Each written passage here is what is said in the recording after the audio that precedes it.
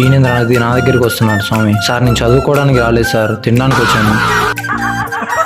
ఏ hello darlings, మనం అయితే ఈ రోజు హైదరాబాద్ నుంచి విశాఖపట్నం అయితే వెళ్తున్నాం. ఫాస్ట్ గా అయితే డ్రెస్ వేసేసుకుని అయితే వెళ్ళిపోయాం. ఆటో ఎక్కేసి అయితే ఆఫీస్కి అయితే వెళ్ళిపోయాం. ఆఫీస్కి ఎందుకు వెళ్ళామంటే ఇక్కడ మన రవితే సార్ కూడా వస్తాడు. ఇంకా డైరెక్ట్ అక్కడ నుంచి కాచిగూడకి అయితే వెళ్ళిపోయాం. ఇంకా వెళ్తూ ఉంటే మధ్యలో అయితే అంబేద్కర్ గారు కూడా కనపడ్డారు. ఇంకా చాలా సేపు ఉంది ఇంకా ట్రైన్ వచ్చేదానికి. ఇంకా అందుకని చెప్పి ఇంకా డామినోస్ కి వెళ్ళి పిజ్జా అయితే తినేసినాం. ఎందుకంటే ఆడ ట్రైన్ రైల్వే స్టేషన్కి వెళ్ళి ఎండలో ఉండే బదులు ఆడ ఏసీలో కూర్చొని పిజ్జా తినొచ్చని మా రైతే సార్ అయితే ఐడియా ఇచ్చాడు. అసలు ఎక్కడి నుంచి వస్తాయో తెలియదు కానీ మా రైతే సార్కి లేనిపోయిన టాలెంట్ అంతా వస్తాయి. అలాగే పిజ్జా అయితే తినేసి మళ్ళీ అయితే మన కాచిగూడ రైల్వే స్టేషన్ అయితే వెళ్ళిపోయాము. ఇంకా అక్కడ వెళ్ళిపోయిన తర్వాత ట్రైన్ వచ్చింది. ఇంకా టైం ఉంది అనుకున్నాం కానీ ఇంకా రైల్వే స్టేషన్కి వెళ్ళిపోతే అప్పుడే అయితే ట్రైన్ వచ్చేసింది. ఇంకా ట్రైన్ వచ్చిన తర్వాత ఇంకా వెళ్ళి ట్రైన్ లో కూర్చొని ఇంకా సింపుల్ గా అయితే చూస్తూ ఉన్నాము. అటు సైడ్ ఇటు సైడ్ చూసాము, ఎవరు దొంగలు లేరు కదా, మళ్ళా వచ్చారంటే బాగుండదు అని చెప్పి ఇంకా పక్కనే ఇంకా మన చిన్నపిల్ల కూర్చొని ఉండింది. ఇంకా తనతో ఆడుకుంటూ కూర్చున్నాను.